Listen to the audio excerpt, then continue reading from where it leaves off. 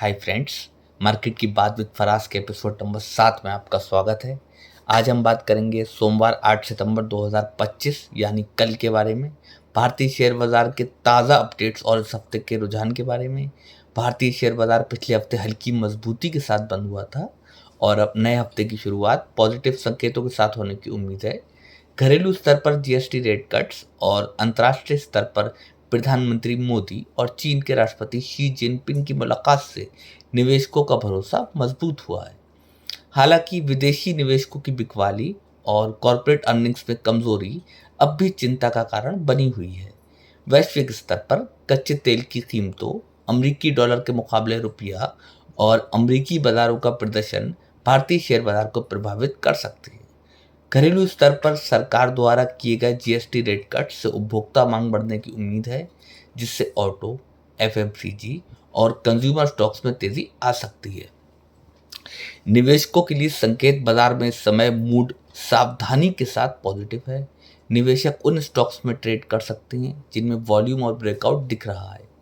वहीं लंबी अवधि के निवेशकों के लिए आईटी, फार्मा और कंज्यूमर सेक्टर अच्छे विकल्प हो सकते हैं।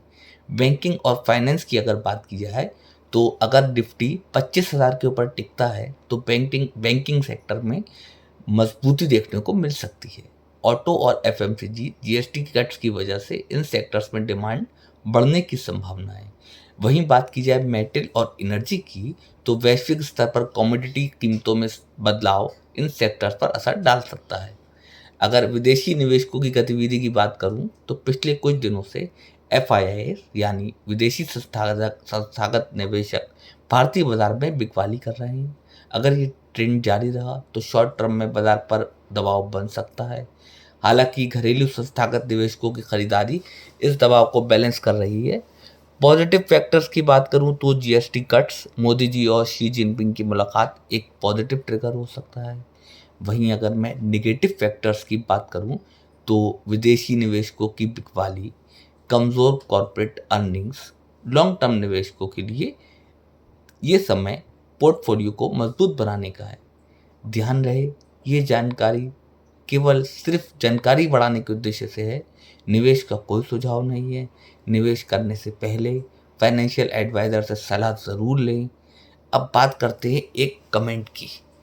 कुछ दिन पहले हमारे एक व्यूअर ने कमेंट किया था कि उन्हें नीवा बूपा कंपनी क्या करती है इसकी जानकारी चाहिए।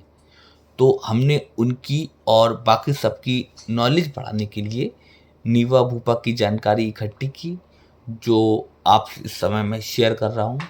तो कंपनी का नाम है Niva Bupa health insurance company limited.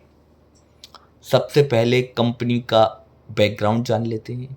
नीवा Bupa Bharat की सबसे तेज़ी से बढ़ती हुई हेल्थ इंश्योरेंस कंपनियों में से एक है। ये पहले मैक्स बूपा के नाम से जानी जाती थी और आज इसका बड़ा नेटवर्क पूरे इंडिया में फैला हुआ है।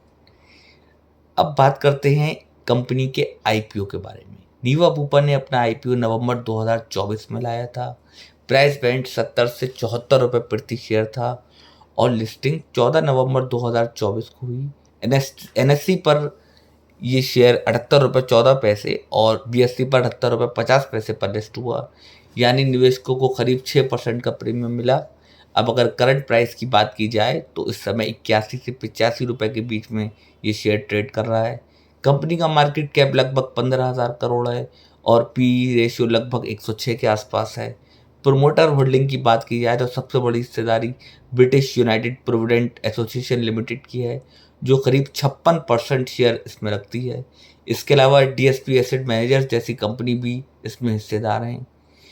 वित्तीय साल 2024 में कंपनी ने 4,118 करोड़ की कुल आय अर्जित की और लगभग 82 करोड़ का मुनाफा कमाया।